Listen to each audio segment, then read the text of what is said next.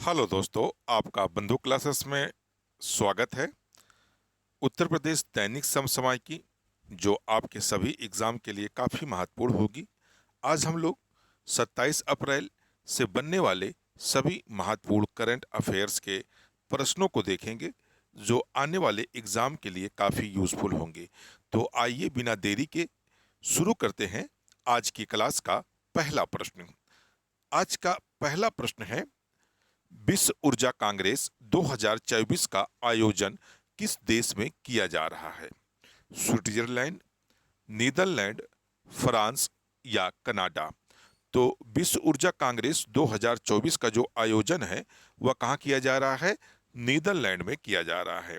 यानी इस बार 2024 विश्व ऊर्जा कांग्रेस का आयोजन नीदरलैंड की राजधानी रॉटरडम में किया जा रहा है। तो आपका राइट आंसर क्या बन जाएगा? बी, यानी नीदरलैंड बन जाएगा। आइए इससे रिलेटेड कुछ और फैक्ट देखते हैं। भारतीय ऊर्जा भारतीय अक्षय ऊर्जा विकास संस्था लिमिटेड इरडा के अध्यक्ष एवं प्रबंधक प्रदीप कुमार दास ने नीदरलैंड के रॉटरडैम में आयोजित विश्व ऊर्जा कांग्रेस के 26वें संस्करण में क्या किया? भाग लिया। साथ ही उन्होंने कहा कि भारत नवीकरणीय ऊर्जा स्थापित क्षमता में विश्व स्तर पर चौथे स्थान पर है। यह एक महत्वपूर्ण दाता है कि भारत जो है नवीकरणीय ऊर्जा स्थापित क्षमता में पूरे विश्व में चौथे स्थान पर है। तो चौथे स्थान पर है, इसको आप नोट करिएगा। नेक्स्ट क्वेश्चन देखते हैं।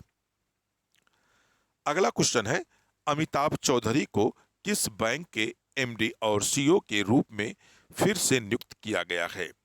एक्सिस बैंक, एसबीआई, पीएनबी या एचडीएफसी बैंक? तो अमिताभ चौधरी को हाल ही में 1 जनवरी 2025 से पुनः एक्सिस बैंक का एमडी और सीईओ क्या किया गया है?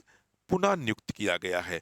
तो किस बैंक का एमडी और सीईओ नियुक्त किया गया है? तो एक्सिस बैंक। यानी आपका राइट आंसर क्या बन जाएगा? ए वाला आपका राइट आंसर बन जाएगा। आइए इससे रिलेटेड और फैक्ट देख लेते हैं। अमिताभ चौधरी को एक्सिस बैंक के एमडी और सीईओ के रूप में पुनः नियुक्त किया गया है। एक्सिस बैंक के बोर्ड ने चौधरी को 1 जनवरी 2025 से 3 साल के लिए नियुक्त किया है। यानी इसकी जो पुनः नियुक्ति हुई है कितने वर्षों के लिए हुई है? तो 3 वर्षों के लिए हुई है। इनकी पुनः नियुक्ति कितने वर्षों के लिए हुई है? 3 वर्षों के लिए हुई है। यह उनका 3 साल का दूसरा विस्तार है। यानी उन्होंने 3 साल में दूसरा विस्तार उनको दिया गया है। चौधरी 2019 में एमडी और सीईओ के रूप में बैंक में शामिल हुए थे। इससे पहले वह एचडीएफसी लाइफ के एमडी और सीईओ थे। यानी एक्सिस बैंक आने से पहले जो अमिताभ चौधरी हैं वह किस बैंक के एमडी और सीईओ थे? तो एचडीएफसी लाइफ इंश्योरेंस बैंक के एमडी और सीईओ थे। आइए अगला प्रश्न देखते हैं। अगला प्रश्न है, हाल ही में चर्चा में रहा भारतीय ऐतिहासिक अभिलेख आयोग किस मंत्रालय के तहत कार्यरत है? गृह मंत्रालय, विज्ञान एवं प्रौद्योगिकी मंत्रालय, संस्कृति मंत्रालय या खान मंत्रालय? जो भारतीय ऐतिहासिक अभिलेखागार आयोग है यह संस्कृति मंत्रालय के अंतर्गत कार्य करता है और यह एक इंडिपेंडेंस बॉडी है जो किस मंत्रालय के अंतर्गत काम करती है? तो केंद्रीय संस्कृति मंत्रालय के अंतर्गत यह आयोग क्या करता है? कार्य करता है।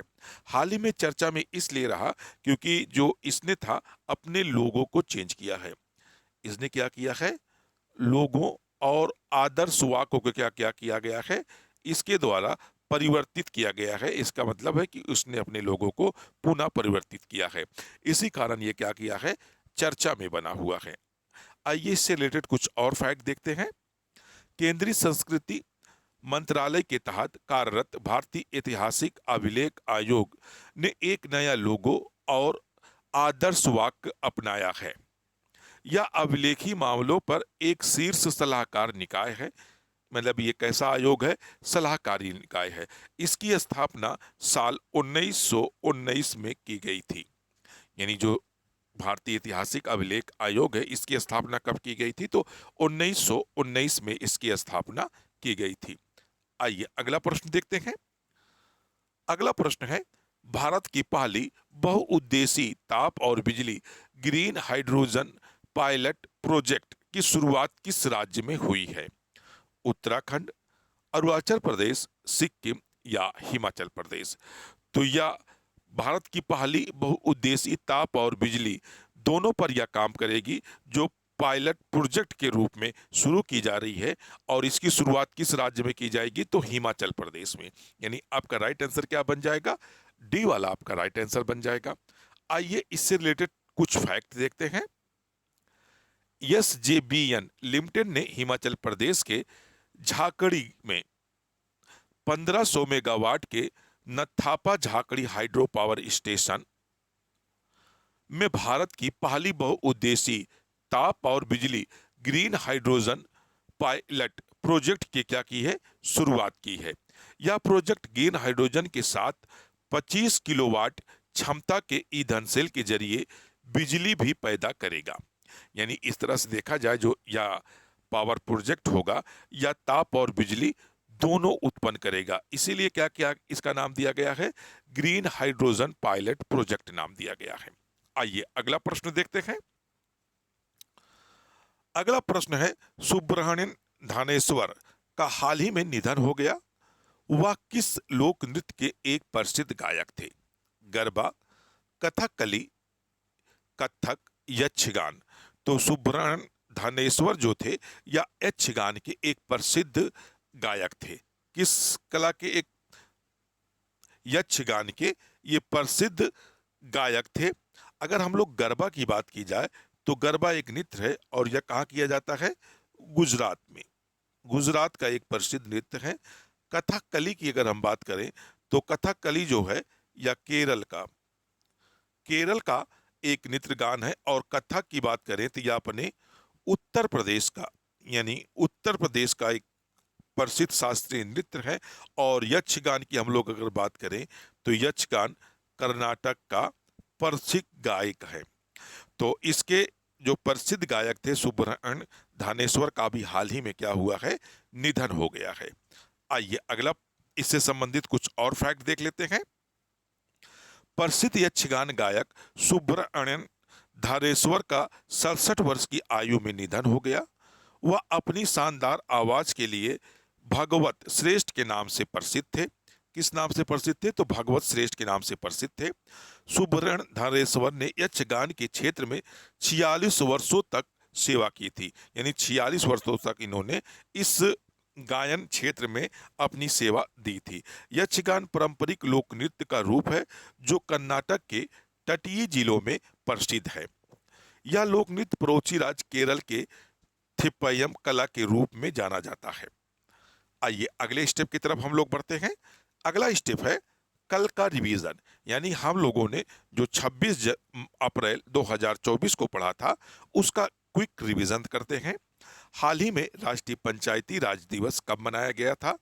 तो राष्ट्रीय पंचायती राज दिवस 24 अप्रैल को, यानी भारत सरकार की तरफ से प्रत्येक वर्ष 24 अप्रैल को राष्ट्रीय पंचायत दिवस मनाया जाता है।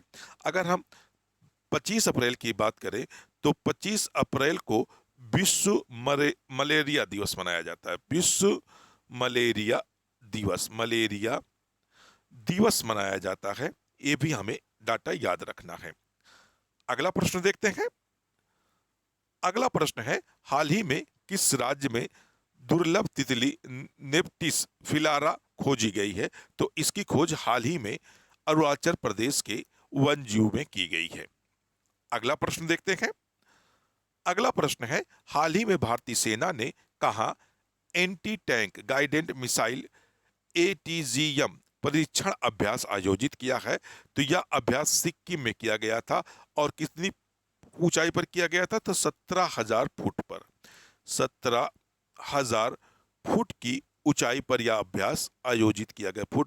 फुट की ऊंचाई पर, यानी ऊंचाई पर यह अभ्यास क्या किया गया था? आयोजित किया गया था। अगला प्रश्न देखते हैं।